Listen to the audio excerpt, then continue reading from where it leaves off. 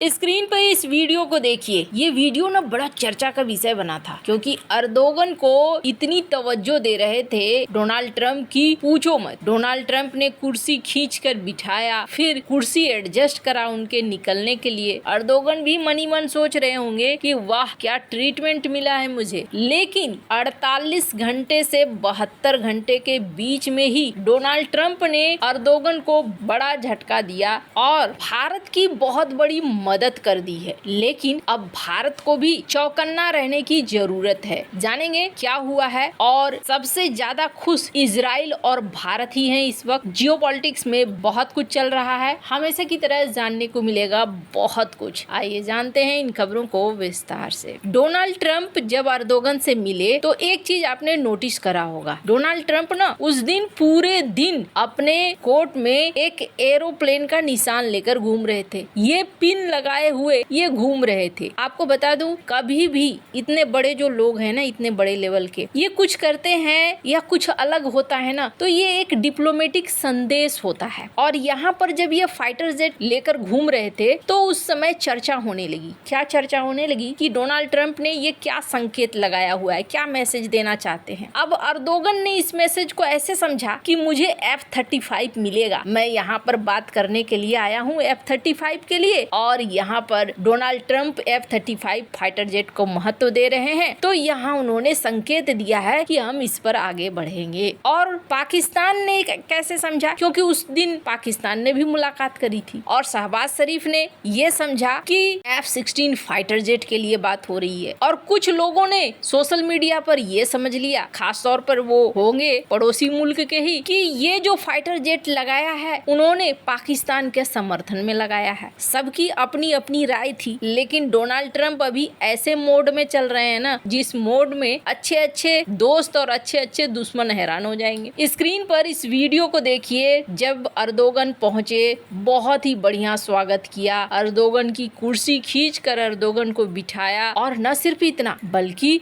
Video message में भी सुनिए। It's a pleasure to be with President Erdogan of Turkey, and we've been friends for a long time, actually, even for 4 years when I was in exile, unfairly, as it turns out. Rigged election, he knows about rigged elections better than anybody. But when I was in exile, we were still friends. That's always a good way to find out, test a friendship. But he's a highly respected man. इन्होंने कहा कि हम दोनों बहुत पुराने दोस्त हैं, और तब भी जब चुनाव हुए थे, गलत चुनाव हुए। हालांकि उन्होंने यहाँ पर जब कहा कि गलत चुनाव कैसे होते हैं, ये इनको अर्दोगन को बहुत अच्छे से पता है, तो इनके चेहरे का रंग थोड़ा सा उड़ा कि ये क्या बोल रहा है। लेकिन फिर इन्होंने तारीफ की पुल बांधी कि जिस समय मैं पावर में नहीं था फिर भी ये मेरे दोस्त रहे, मेरी बात होती रही, और इस लेवल की सारी बातें हुई है। यहाँ पर बहुत अच्छी अच्छी बातें इन्होंने बोली। एक चीज तो आप समझ लीजिए, डोनाल्ड ट्रंप जो अपने पहले कार्यकाल में थे और इस कार्यकाल में हैं, उसमें एक बड़ा फर्क है, और वो निकलकर अब सामने आ गया है। अभी तक क्या हो रहा था, डोनाल्ड ट्रंप की पॉलिसी समझ में नहीं आ रही थी लोगों की, लेकिन अर्दोगन के साथ जो इन्होंने हरकत करी ना, उसके बाद पूरी दुनिया को समझ में आने लगेगी। ये सारी मुलाकात हुई, न सिर्फ मुलाकात हुई, मार्को रूबियो के साथ एक MOU भी फाइनल हुआ, और कहा जाता है कि अर्दोगन यहाँ पर बोइंग विमानों की डील, इसके अलावे एक लंबा चौड़ा LNG खरीदने का प्लान लेकर भी पहुंचे थे, और लगता है जैसे उस डील पर भी साइन हुआ है। इतना ज्यादा साइन होने के बाद F-35 के लिए अमेरिका ने ये संकेत दिया था कि S-400 आप बंद कर देना यूज करना, तो फिर हम सोचेंगे। लेकिन ये मामला अब इससे हटकर हो गया। डोनाल्ड ट्रंप ने जो फाइटर जेट पहना था उसका संकेत निकल कर आ गया है, और वो संकेत क्या है, तुर्की एक फाइटर जेट बना रहा है, और उस फाइटर जेट का नाम है कान। कान के लिए तुर्की बहुत ही ज्यादा एग्रेसिव है। क्यों एग्रेसिव है? क्योंकि तुर्की ने पहले ड्रोन बनाया, बारकतार ड्रोन, TB2 ड्रोन। ये ड्रोन दुनिया में छाए हैं, तुर्की से बहुत सारे देशों ने खरीदा है। जो सच है वो ये है कि तुर्की ड्रोन मार्केट को कब्जा कर रहा है। तुर्की का इरादा है फाइटर जेट के मार्केट को कब्जा करना। अब चाइना, रूस, अमेरिका, इनके पास स्टील्थ फाइटर जेट है, और तुर्की की महत्वाकांक्षा है कि उसके पास भी एक स्टील्थ फाइटर जेट हो और इसके लिए उन्होंने कान की परिकल्पना शुरू करी, कान पर काम करना शुरू कर दिया है। और साथ ही साथ इन्होंने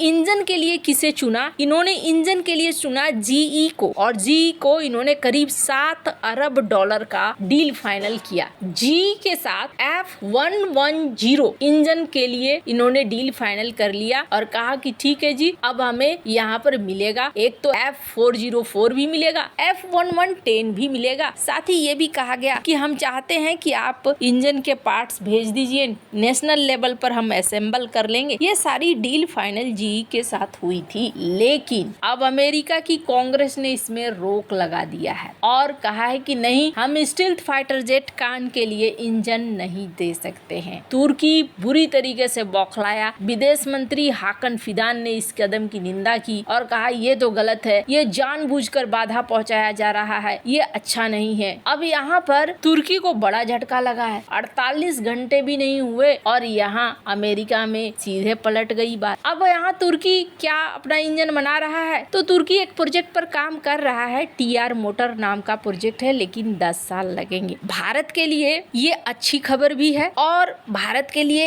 एक संकेत भी है। पहली बात ये बता दूं, जीई के साथ जो भारत की डील हुई थी 12 महीने रुकी, लेकिन अभी जीई की डील चल रही है, कोई दिक्कत अभी तक नहीं आई है। और इस बात की पुष्टि की गई कि भारत और अमेरिका के बीच में ट्रेड के रिश्ते चाहे जैसे भी हों, लेकिन जो जीई के साथ डिफेंस का समझौता हुआ है वहाँ पर कोई रोक टोक नहीं है और हमें डिफेंस समझौते हमारे पूरे हो रहे हैं। और जीई 404 इंजन भेज रहा है तेजस के लिए। आगे की जो डील है वो हम फाइनल करने वाले हैं, बातचीत चल रही है। पर भारत के लिए मैंने क्यों कहा कि ये अच्छी खबर है? इसलिए अच्छी खबर है क्योंकि कान फाइटर जेट इसका इंतजार कर रहा है पाकिस्तान। पाकिस्तान इसका साथी बनना चाहता है और तुर्की जिस तरीके से भारत के खिलाफ एक ऐसा व्यवहार रख रहा है कि किसी भी हद तक चले जाएं, उसमें ये कान फाइटर जेट अगर बनता है तो भारत के लिए मुश्किल खड़ी होगी। अब क्या सीन हो गया? 3 देश इससे बड़े खुश हैं। ग्रीस जो कि तुर्की का प्रतिद्वंदी है, इजराइल जो कभी भी तुर्की के साथ भिड़ सकता है, और भारत जो अभी दूर बैठकर तुर्की के कारनामों को देख रहा है और तैयारी कर रहा है कि कल की डेट में आओगे तो मैं कैसे जवाब दूंगा। पर भारत को एक बड़ा संकेत है। डोनाल्ड ट्रंप की पॉलिसी अब ऐसी हो गई है कि दोस्ती अपनी जगह, बिजनेस अपनी जगह और